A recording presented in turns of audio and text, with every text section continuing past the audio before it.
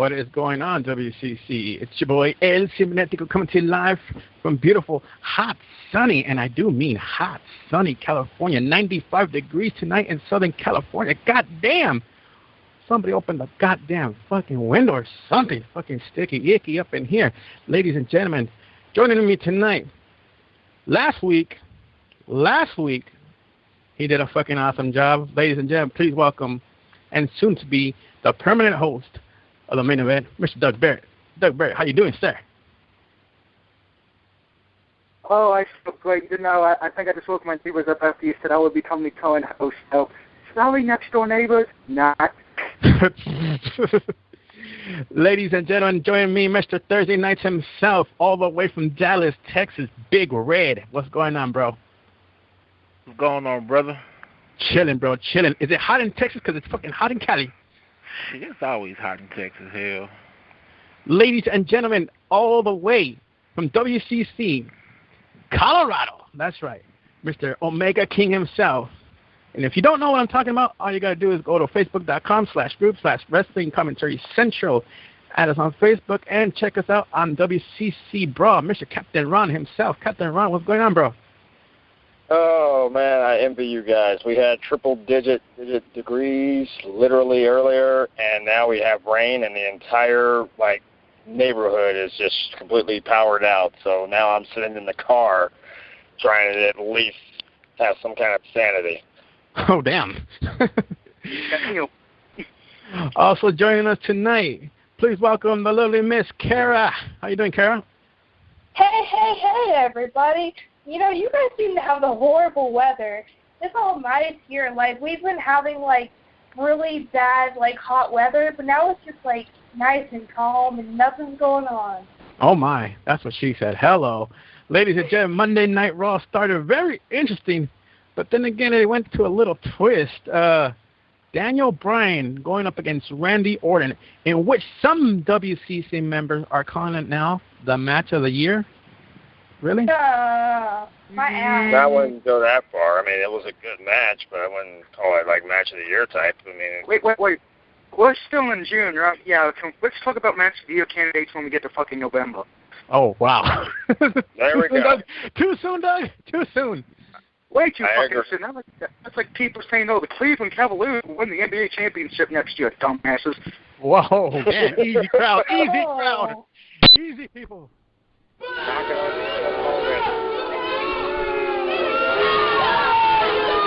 Settle down. Thanks for this wonderful news. I think that's stronger. Woo. All right, so it's the main event. Daniel Bryan going up against Randy Orton. Anybody, go ahead. Ladies first. How about this? Kara, go ahead. What you think about this damn match? Daniel Bryan going against Randy Orton.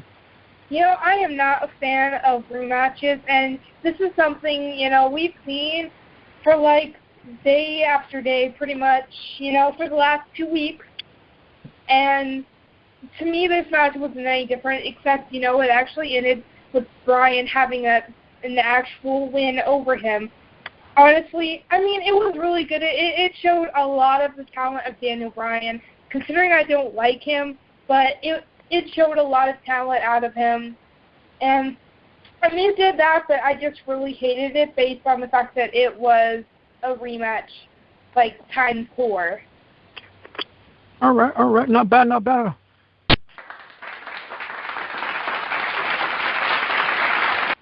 Big Red, what you think about this match? Daniel Bryan, Randy Orton. Was Maurice right? He's kind of calling it match of the year already. Was he right? Was he wrong? What's going on, bro? You know what? It could be a candidate for it, but I mean, you have to admit Daniel Bryan was fucking awesome in that match as usual. I mean, hey, I love it. I love the fact that he made Orton tap out. Not bad at all. Now, Captain Ron, you are a very vocal person, sir. Randy Orton, he cost you 75 points on Monday night. Is this a new push for Daniel Bryan as the new WWE champion? I mean, is he rolling the ball here now? Is he trying to say, hey, have faith in me now? And simply put, Daniel Bryan has probably had one of the best turnarounds in the past year. I mean, we all gave Daniel Bryan hell for being, a goat face and the whole going against the crowd with the yes chants, and of course that infamous 18-second loss he had at WrestleMania to Sheamus last year to turn around and retain the tag titles this year. His infamous epic, remember this for the rest of your life because you may never see it again, battles with the Shield.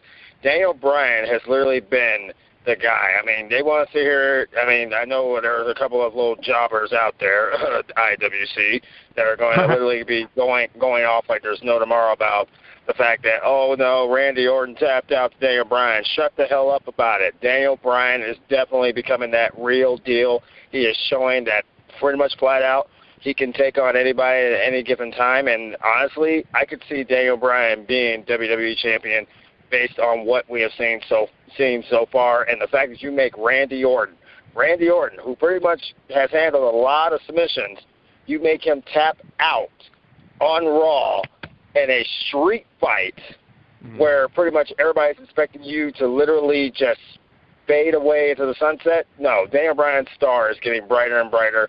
Don't be surprised if Daniel Bryan becomes the second, or in some cases third, two-time winner of Money in the Bank.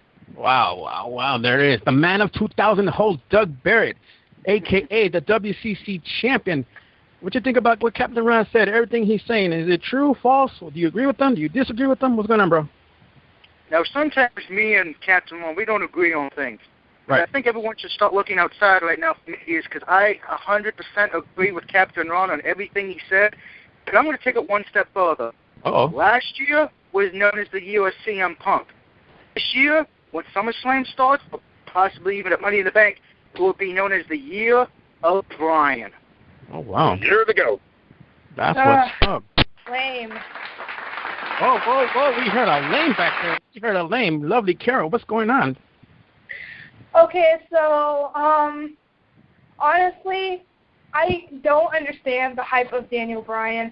I can understand why people say he can wrestle good, because, I mean, he is a great wrestler, but, I've never liked Daniel Bryan. I still call him Goatface, but I don't know. I'd rather give, this year to someone else rather than Daniel Bryan, and honestly, I think that Daniel Bryan, I don't think he will even win that in the Money in the Bank. I think it'll be RVD coming out on top. Boo. Okay, I actually have a counter for Kara because she was trying to figure out, this. You got to bear this in mind. Last year, Daniel Bryan was the guy who was getting picked on by the likes of Kane and AJ and of all people, Charlie fucking Sheen. And now this year, he's the guy who pretty much has single-handedly made the Shield his bitch. That's pretty much as simple as possible. The Shield was basically being treated as the most dominant group in WWE, and Daniel Bryan has literally pissed on their fire hydrant and dropped a deuce in their backyard, front yard, side yard, and even in their bushes. All right. Moving along, gentlemen and madam. It's Wednesday night, main event time. Go ahead, Doug Barrett. Thank you, Al. Well, the main event was once again this week, and we start off with Chris Jericho, the man who is the man known as the man with 1,001 holds. He defeated Cody's mustache by submission. What was a decent match, not great, but not bad. Next, which was Antonio Cesaro and Zeb Coulter coming out for a promo. Could this be? And I'm just going to throw this question out there before I continue. Is Zeb Coulter pretty much teaming with Antonio Cesaro because they want to make Antonio Cesaro good, or did they not want him to be with Jack Swagger right now because of what Swagger's going through? Interesting. I honestly, what I think of it is, Swagger, isn't he out right now on, DUI charges and stuff? Right. The whole yes, pie charges. And honestly, I think he's using Antonio Cesaro until Jack Swagger returns. And I know that's a lot to say, but I think that's honestly what's happening. When you actually look at it, this actually works out perfectly for all parties involved. Jack Swagger has had time to recuperate, recover, get his head screwed back on straight, and also take care of that business that he has down south. But at the same time, Antonio Cesaro hasn't really had much of a push since he lost the U.S. title to Kofi Kingston, and WWE still, and of course most of the people that you will talk to as far as wrestling fans, real wrestling fans go, will say that Antonio Cesaro is a legitimately good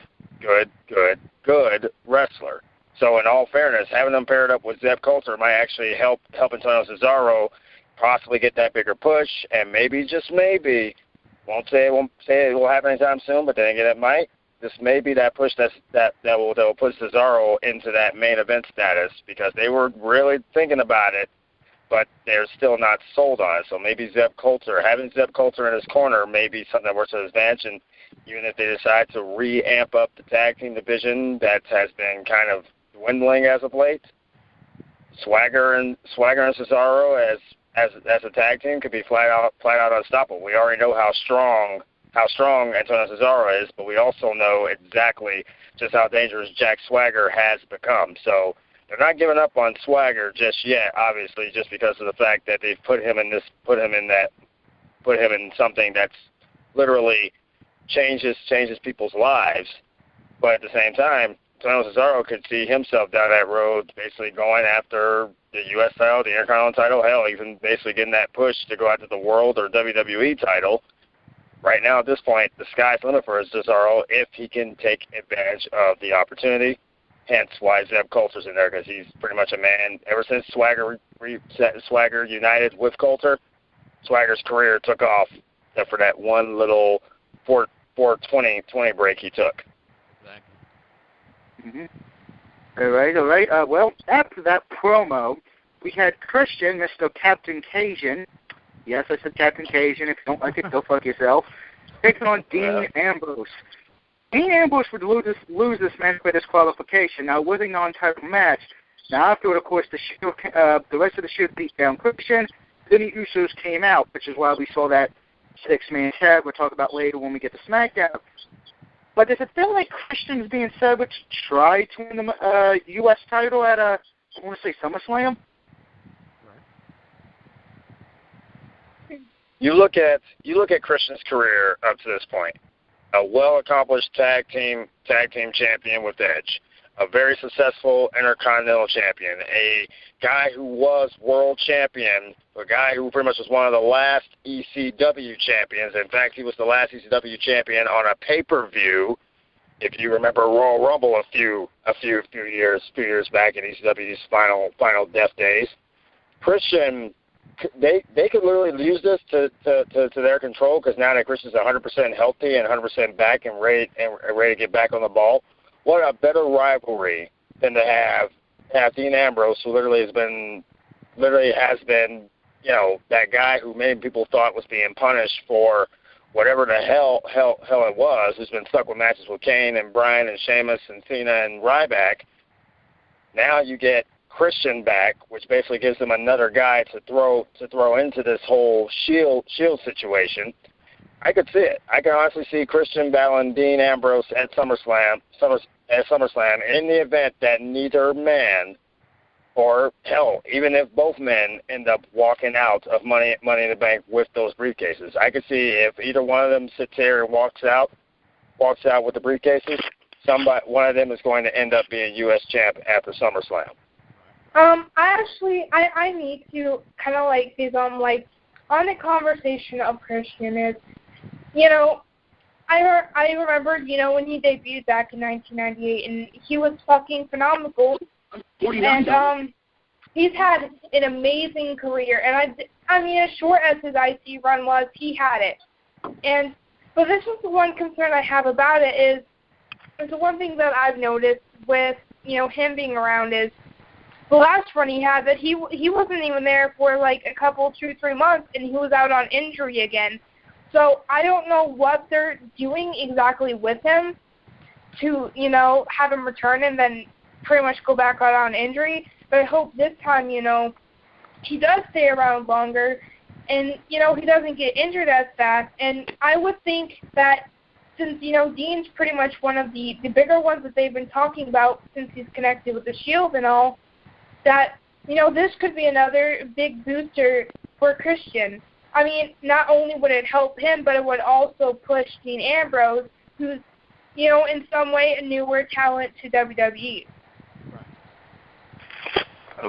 All right, and before we get to TNA, because I know Red is in the background waiting, the last match, which was a slap to the face of everyone who watched the main event this week, was Harlem Heat / Crime Time 2.0, a.k.a. Primetime Players, taking on Too Cool 2.0, a.k.a. Tons of Funk.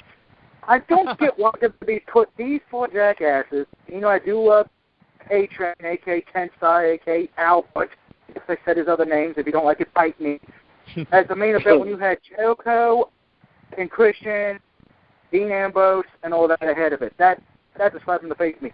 Primetime Players would go on to win this match, and I will say there's something that kind of surprised me a bit. Tons of Funk was getting a little booed.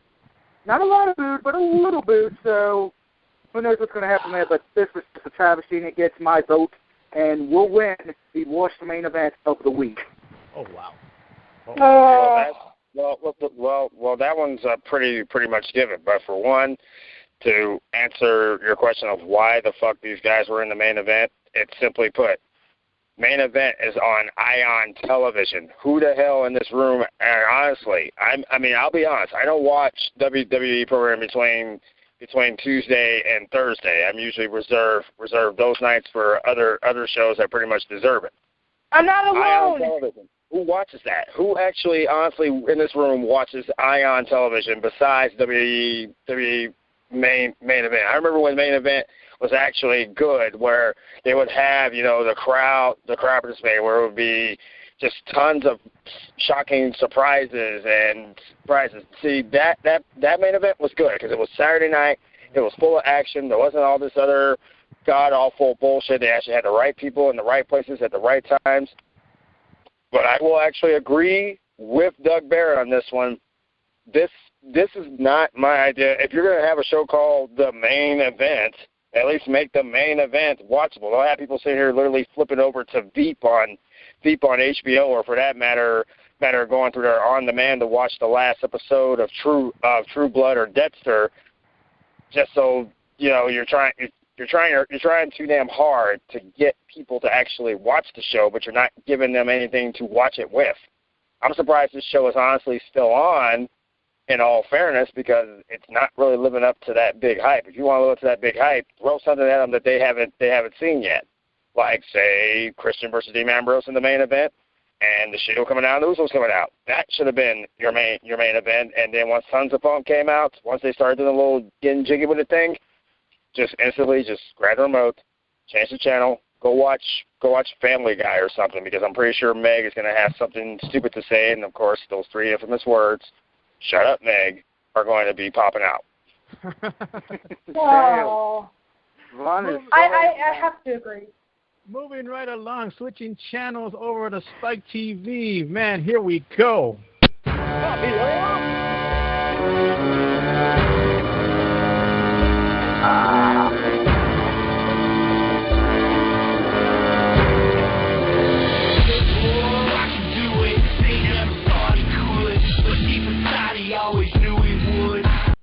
Switching channels over to Spike TV, main event time. Samoa Joe going up against Aces' 8th member, Mr. Anderson. Big Red, are you there, sir?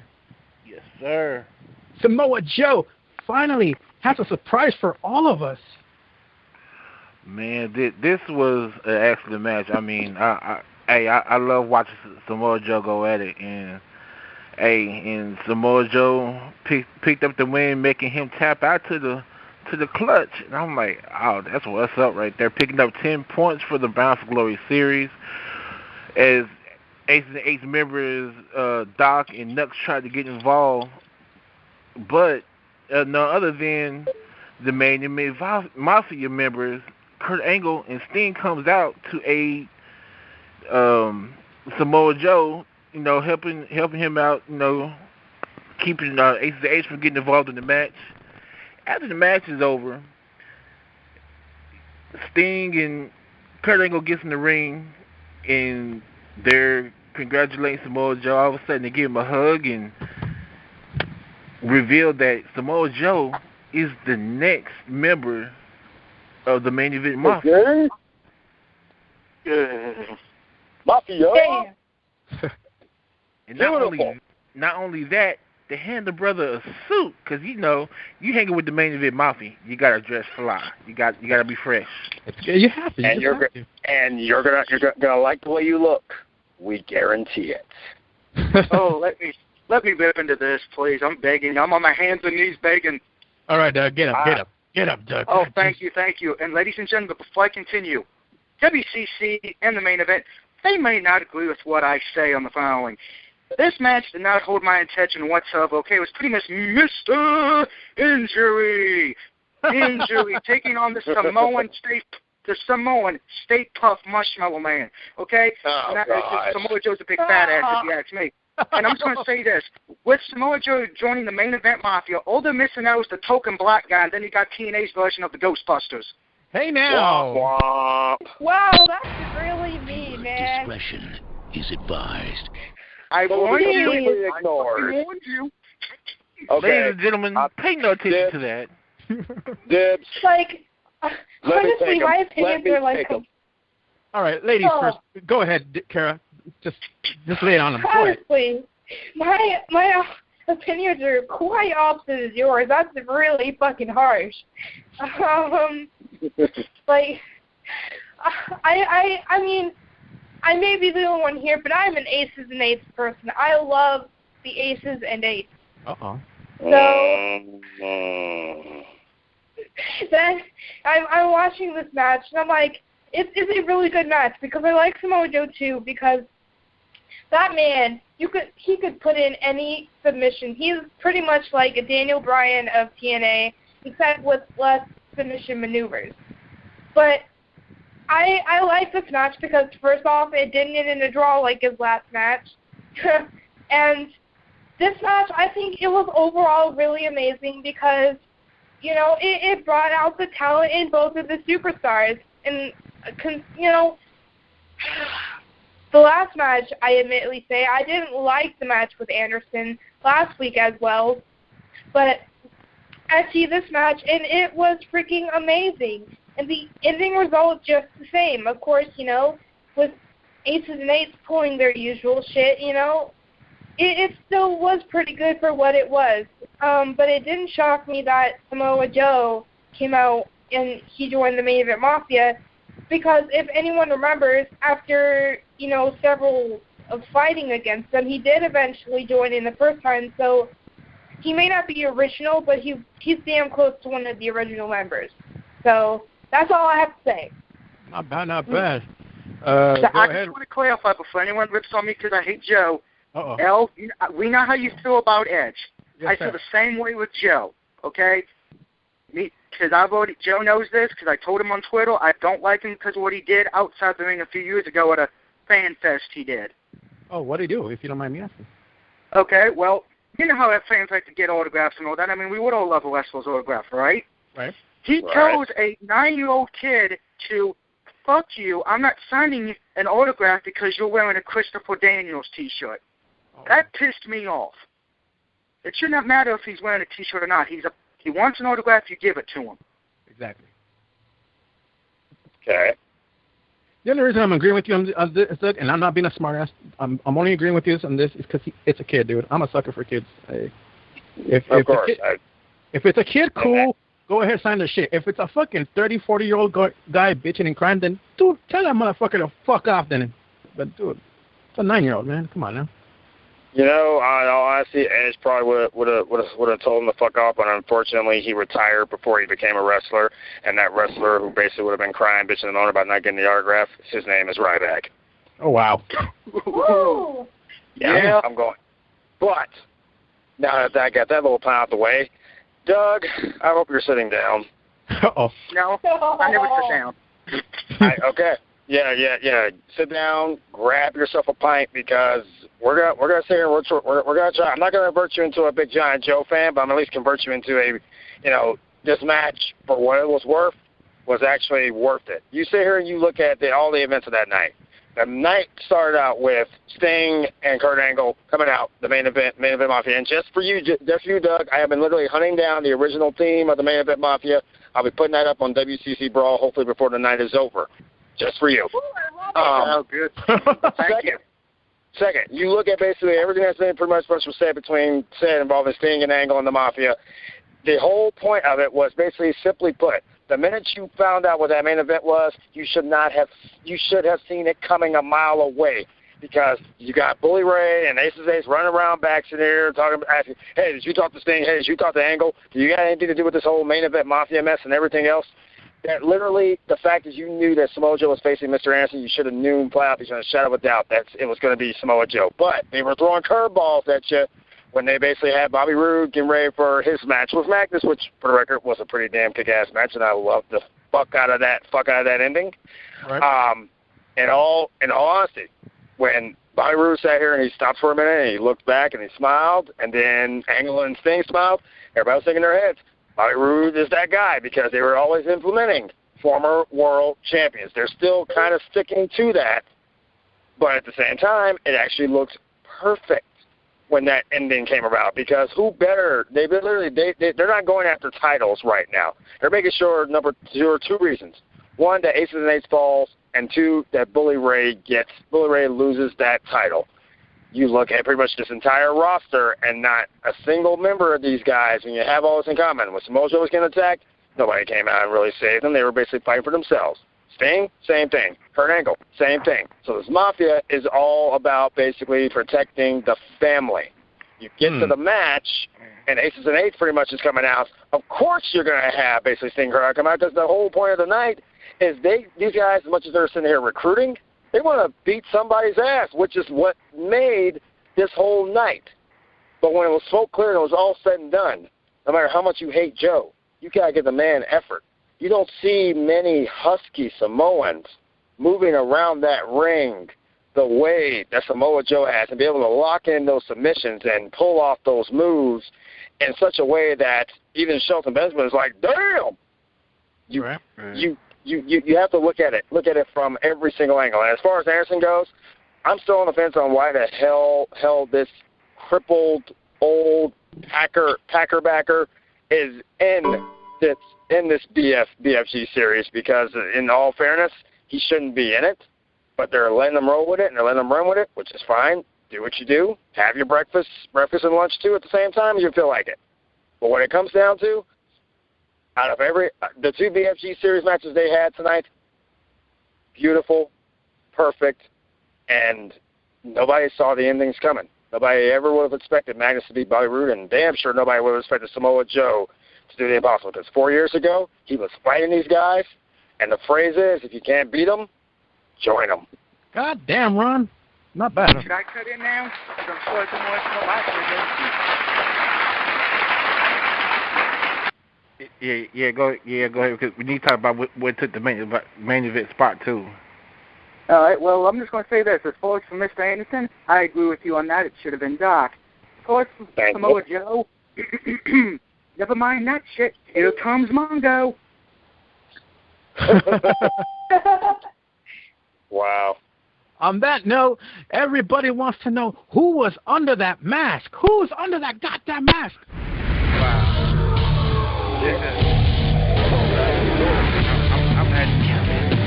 I'm Oh my God, hell, do you hear this? It's coming. Oh my God, it's coming. Is he here? It's coming. Is he here? It's coming. Oh my God, it is! It's suicide!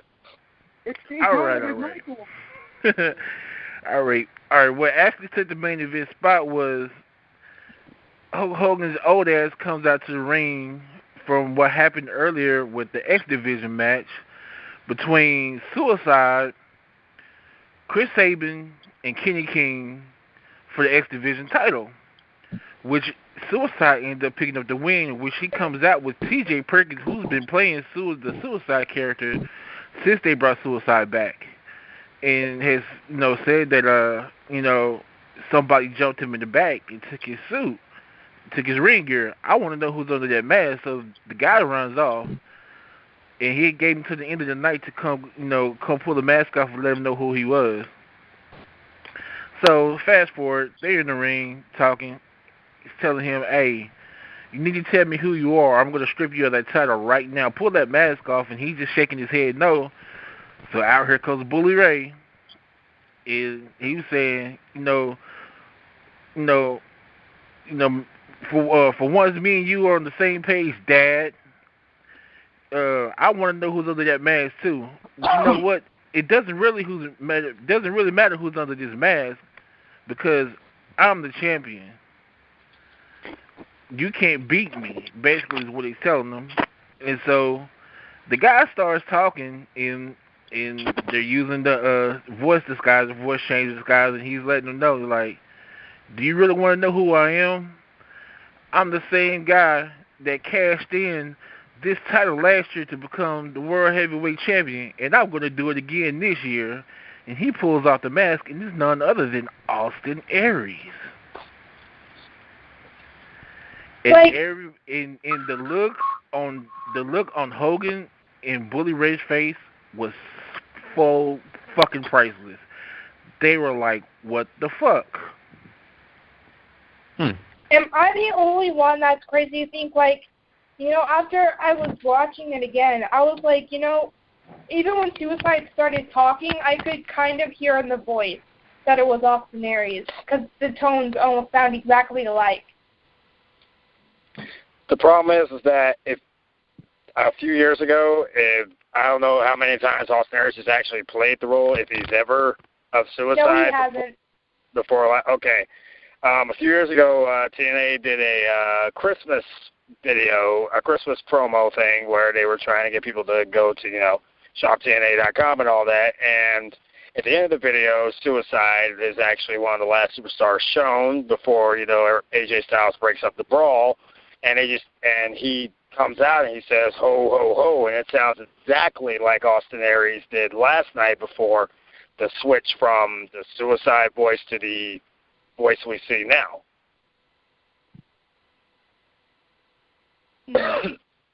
But in regards to this one, I think is going to leave a lot of people questioning. I think Taz pretty much said the obvious thing last night.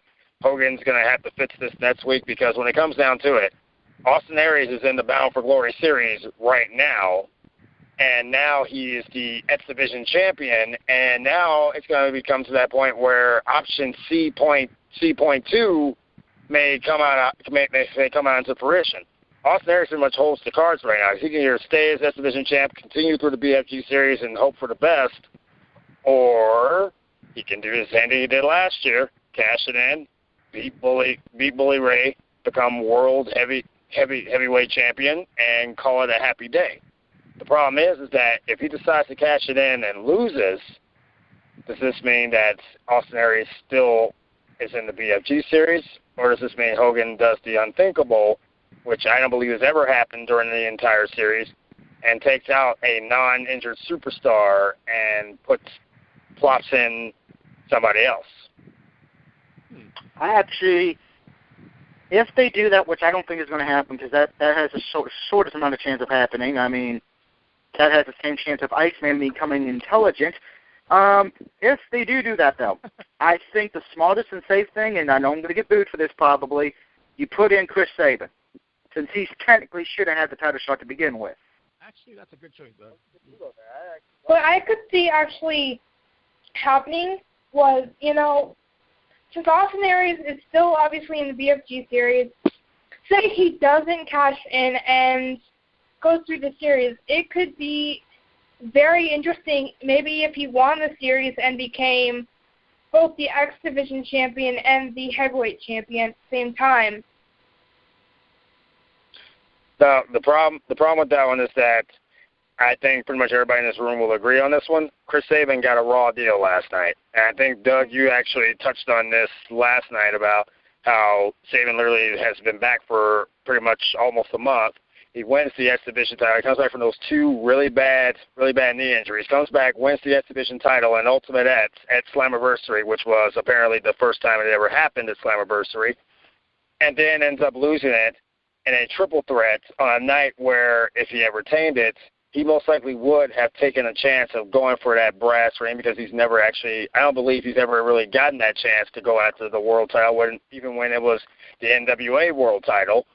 And the biggest problem is that people are going to be pissed if Chris Sabin doesn't get at least a legitimate shot at getting the title back before this BFG series is all said and done, or shall we say Destination X. And they're going to be even more pissed off if Chris Sabin's pretty much X'd out of the picture altogether, because you saw that look on Sabin's face. He was emotional. I mean, he was just as emotional last night losing it as he was when he won it less than a month before. So in all honesty, if Chris Sabin is not either a part of this BFG series or at least gets a shot at Aries and that title, people are literally going to be going oh, fuck this damn shit. This ain't gonna fly. And I'm with you too. Like, I was actually really upset too, because when I saw that match, I was pissed that Suicide won. I felt like, you know, Sabin needed to keep that title.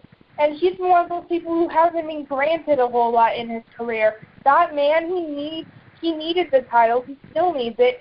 And if you're going to do anything with him, I want to see him in that BFG series. I would love to see him in there. All right, people, we are kind of running out of time, so we're going to push this real quick. Ladies and gentlemen, we're switching channels over to Sci-Fi real quick. Apparently, SmackDown decided to announce who's going to be in their Money in the Bank, and here they are.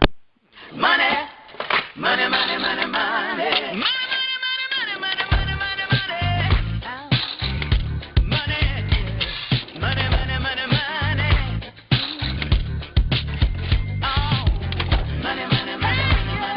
Yes, sir. Teddy Long announced today that apparently Money in the Bank for SmackDown will be nothing but heels. Wow. All right. Woo! Thank you, Teddy. So apparently we got Wade Barrett, we got Cody Rhodes, we got Sandow, we got Dean Ambrose, we got Fandango. Swagger. Fandango can kiss my ass. Swagger, and of course Antonio Cesaro. Very, very fucking interesting. Would anybody like to shoot on this first? Open mic. Go ahead. Oh my God. I think we'll let the lady go first. Go ahead, Sam. Oh, this is probably for me the most interesting Money in the Bank, you know, competition-wise, the most interesting I've seen in it. Like, I think last year they at least had a couple faces in there, so I think it's odd to have all heels. But coming from in there, like, I'm a fan of Rhodes Scholars, so, you know, I'm definitely for them, and I absolutely hate, and I can't say that word enough, hate Fandango. No, you gotta stay. Oh, boy. Oh, God, here we go. Okay. Honestly, this match, like, it'll be good other than, you know, Fandango. Now, let's note, before we get to arguing about this, I want to say I am a fan of Johnny Curtis. Now, I know there's some people who say, like, you know, you shouldn't hate on another gimmick of theirs just, you know, because the past one's better. But the way I see it is, Fandango, during the time that he was here, he did nothing but screw around, and honestly, he is wasting my fucking time. For me, I considered him pretty much like Tons of Funk. All he did was dance around and screw around, when honestly, you're here to wrestle. Obviously, you're supposed to be a wrestler. You're not supposed to freaking break out and dance in the middle of a fucking match. Like, seriously, let's be logical here. Show your actual wrestling skills, because I know Johnny Curtis has the fucking skills, but Fandango is just so fucking stupid. Oh, I'm wow. sorry. Hi, Mom.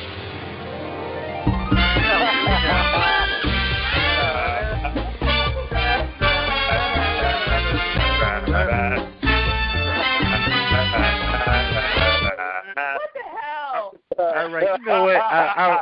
I'm going to have to go next, since Fandango is my captain of my team for the Fantasy League. I'm going to have to disagree. I like the gimmick. It's, you know what I'm saying, it's different from other shit. You know what I'm saying? And Tons of Funk is just a waste of fucking space. That shit there, Okay. I don't. That shit there should have been killed a long time ago. That shit should have been aborted before it was born. Wow. Watching a 375-pound guy come out there dancing like a fucking coon, and that's coon with a K. With a K. It makes no fucking nonsense. That guy should have been brought in as a big fucking monster heel because we didn't have one at the time. Nobody but Mark Henry, and Ryback is a waste of fucking space because he's not a monster heel. He's just a big, as Jericho called him, cryback. Okay. But as far as Fandango, I like the gimmick, and you know what I'm saying. It got over real big. It did. In one fucking night, it got over. Thank you, New Jersey. Yeah, pretty much. The only thing I'll say about this whole Money in the Bank is I believe Evolution actually had their interest in like this. It's called the line in the sand. You look at this. You have Cody Rhodes and Damian Sandow, Team Rhodes Scholars. You have Dean Ambrose, who has been touted as the leader of the Shield. And you also have, of course, Antonio Cesaro and Jack Swagger, who are apparently, managed by the same guy in Zeb Coulter. You got so much conspiracy in one match. I'm really honestly surprised you didn't decide to just throw in Tina Morella just for shits and grins. Oh God! The only person who pretty much has like a legitimacy of basically stealing this show, and that's just because of the fact that he has no allegiance at this moment, is Fandango. And Wade Barrett, of course. Wade Barrett actually has Wade Barrett. I think this is Wade Barrett's sign. They've been talking a lot about pushing him as a world champion, and these two could literally steal the damn show. We haven't really seen exactly what Fandango can do when he's basically his back against the wall. Granted, he's had matches with Chris Jericho a couple of times, and granted, he's had some run-ins with a few other superstars. But the question is that can Fandango do it when the lights are on bright and there's something hanging in the balance other than just basically a 10 out of 10 from some douchebag scorecard, and you can pick which douchebag I'm talking about, Tons of Funk or Tons of Funk. And basically when it comes down to it, the question is, which of those tag teams, or those future tag teams for that matter, are going to actually sit here and be able to just take that step aside and let their partner do it, especially if that partner gets close to grabbing that case? Well, there's only... Y'all can hate on Tons of Funk all day long. Yes, I'm here. Oh, shit. But the deal is... Hey, you're what the y'all original Tons of Funk. It's all good. What y'all are seem to not understand is Tons of Funk is a storyline. What I was going to say is, if the storyline is done right, it'll all work in the favor of the way it's supposed to be done. Good point. Good point. Regardless of who is who and who hates who and, he's a bigger star than he is, shit, if the storyline is done right, everything will be awesome. I'm just saying. But the problem is that if I want to see somebody who's 300 pounds shaking and gyrating their ass like they're a fucking coffee maker, I'll just go see my ex-wife. I can at least get some kind of thrill out of that. Hey, now. Well, all you got to do is turn the channel. I mean, I tried to. I'm pretty sure, honestly, I don't think they're changing that. Right. Just because a few people don't like the storyline or what's going on. I don't think they're going to change that, for real. It's not the storyline, it's the ass shaking that kills me. Oh, wow. On that note, I'll be honest. I mean, it's like... India, Echo, Lima, Delta, Shield. Oh, crap. Wait a minute. You didn't tell me these guys were here. Wait a minute, did Heather come in here? Now, I'm sorry. Hold on, guys. Now, Hold on, Al. You skipped me in my opinion for Money in the Bank. Hold on. Let me throw this in there real quick because Gator brought up a good point. You know what? I'm not trying to kiss Heather's ass on this. Shout out to Heather out there, but I'm not trying to kiss her ass on this. But for some weird reason, I'm not going to believe in the Shield, but I'm going to believe in Dean Ambrose. I'm calling it right now. I will take Dean Ambrose to win Money in the Bank on the hillside. And the only reason is this, because of what happened tonight. For some weird reason, they both Rollins and Reigns looked at Ambrose. They looked at him like, you little bitch. Like, you got pinned by Christian. He's nobody. Wow. You noticed that too, huh? Yes. There is something cooking there. There is something cooking there. And I said this since the Shield debuted. There's going to be something stupid that's going to fuck them all up. And I think this is what it is. But when you say go that way, you're going to turn around. Why didn't they actually do this when Rollins tapped out to Daniel Bryan? Because they're figuring they've been beating up Daniel Bryan this whole time. But when Seth Rollins tapped out a few weeks ago, they didn't get on him. They just rolled with it. And the worst thing about that is it took all three of them to get him. Kane pushed him off. Randy RKO'd him. Then he put him in the no-lock. Right. Divide and conquer. All I can say is believe in the fucking Shield. I don't yet. Nope. Believe in the bullshit of the Shield. That Hashtag Kiss my ass. exactly.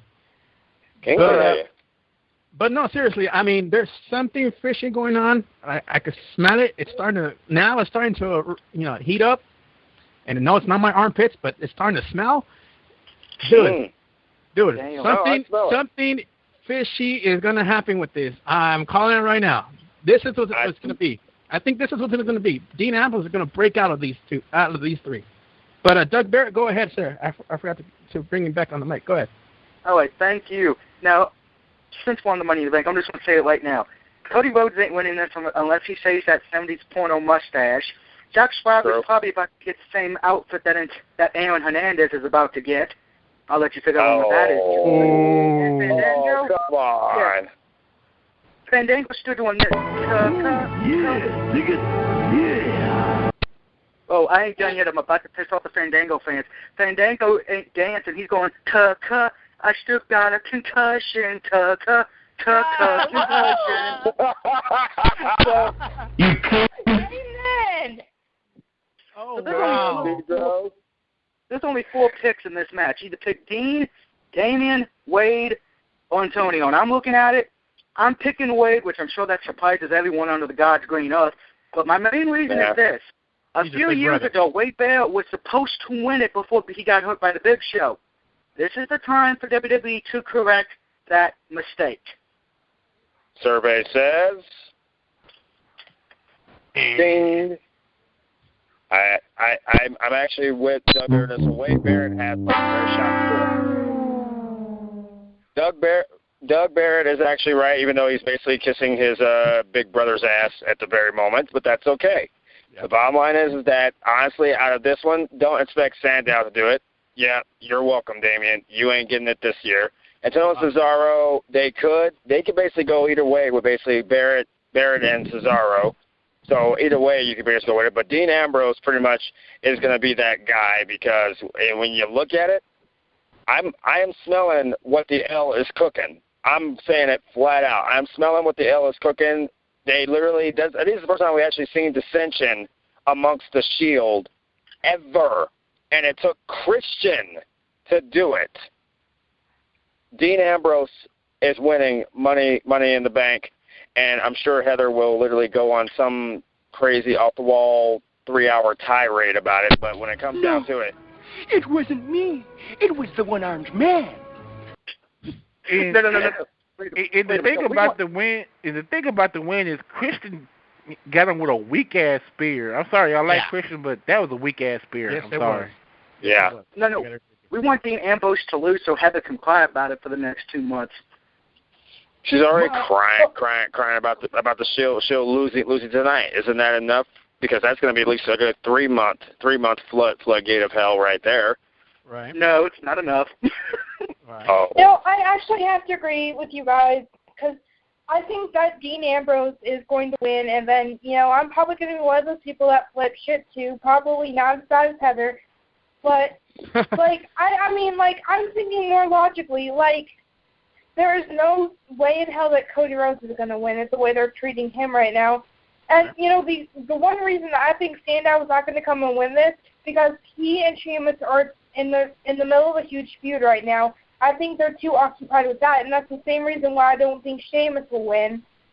And then when it really comes down to it is the person who logically should win this match is Dean Ambrose. All right. We're now going back to Milwaukee, where we are joined by Mr. Young Hollywood himself, Fresh. Fresh, what's going on, bro? Woo! What? He said what? Yeah. Uh-oh. What's up? Fresh, what's going on, bro? Are you there, sir? And we edit that part out. Okay. So, moving right along, it's the main event time. You got Christian, the Usos going up against the Shield. Obviously, Christian and the Usos won this match. Gentlemen, your thoughts on this whole entire match? It was good. Yeah, I'd say it was good. Captain Ron. And to everyone we talking about the problems between the Shield, I don't think they're going to break them up anytime soon, because I don't know if anybody, but there's rumors right now. It's just rumors that when they do bring the Wyatt family up, that they will potentially turn the Shield face temporarily just to go up against the Wyatt family. Too obvious. No. If they're smart about this, I think one of the promos of the Wyatt sat here and said, send anybody you want. Just don't expect to get them back. And tonight, we found out who that person / guinea pig is going to be. Oh, no. Dean Ambrose is about to get one hell of a shocker for his boys in the Shield. Because honestly, they've been pushing more of the tag team titles and the U.S. titles. He's been basically the punching bag for everyone. He hasn't looked as strong as they have. When it comes down to it, Dean Ambrose is about to basically, he's about to pull off something that nobody's going to see coming, not even Rollins and Reigns. Right. Okay. So there you go, ladies and gentlemen, the main event. Doug Barrett, what's going on, bro? Last call on this one. What you think about this whole entire match? Shoot it, bro. Well, believe it or not, which is something, this is astonishing, this match I enjoyed. And I got to be honest, I'm actually happy the Shield lost, and I'm going to explain. What was one of the main problems with the NWO and DX? You rarely saw them lose. They always looked too big, too powerful. With the Shield losing, and they have not been on a high streak as of late, they're starting to look more human. They look like, okay, they're not this powerful group. They look weak at times. This is a good thing, because WWE can say, hey, we're not making these guys big, powerful groups. We're using this as a, how can I say this, as a test group to see if it's going to work. And it's been working. But I think at the end of the day, we all know what's going to happen. It's going to be Dean that becomes the breakout star. And as far as for the other two, Seth Rollins and Roman Reigns, their future is uncertain. You're right about that. Ladies and gentlemen, you're listening to the main event. The number to call, 760-569-7676. Access code 200-446-POUND. Once again, that number is 760-569-7676. Access code 200-446-POUND. If you guys want to come in and join the fun, all you got to do is just hit that number, hit the pound at the end. We're here every Friday night, 30 minutes right after SmackDown goes off the air. If you guys want to follow us on Twitter, all you got to do is just go to twitter.com and follow us at Twitter at WCC Live. If you got a Facebook, make sure you add us on Facebook as well at facebook.com/group/Wrestling Commentary Central. Like us on Facebook as well at WCC Live. And if you got a YouTube, I'm pretty sure you got a YouTube, because this is the only way you're listening to this damn show. If you got a YouTube, please, I'm begging you. I'm not really begging you that hard, but please subscribe to the YouTube channel. All of the shows are on 24 hours a day, 7 days a week. Subscribe to our YouTube channel at Spawn20113. That's Spawn20113. And at DXR420. Also, the lovely Kara, she has a YouTube channel. Subscribe to her channel at... What's your channel, Kara? It's very complicated. It's Emo Kitty Cat, but it's a capital O, lowercase x, capital O, lowercase x, and Can I just send like a link or something? That'll be easier. No problem. Under the subscription on this video below, you will see Kara's link on there for her YouTube channel. Please subscribe to her YouTube channel as well, where she gives you, what is it, like reviews and what other stuff you got on there? I do reviews. Sometimes I'll pop in and I do something called Jericho Hawk Thoughts. So basically, in that I give my opinions on certain superstars, and sometimes I'll put in like WWE news and all that wonderful jazz. It is awesome on that channel. Make sure to subscribe to her channel as well. Subscribe to the WCC Network.